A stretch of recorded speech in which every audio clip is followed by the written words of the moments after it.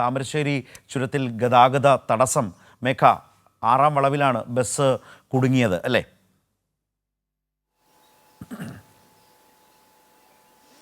അതെ, അതായത് പുലർച്ചെ 4 മണിയോട് കൂടിയാണ് ടൂറിസ്റ്റ് ബസ് താമരശ്ശേരി ചുരത്തിലെ 6-ാം വളവിൽ കുടുങ്ങിയത്.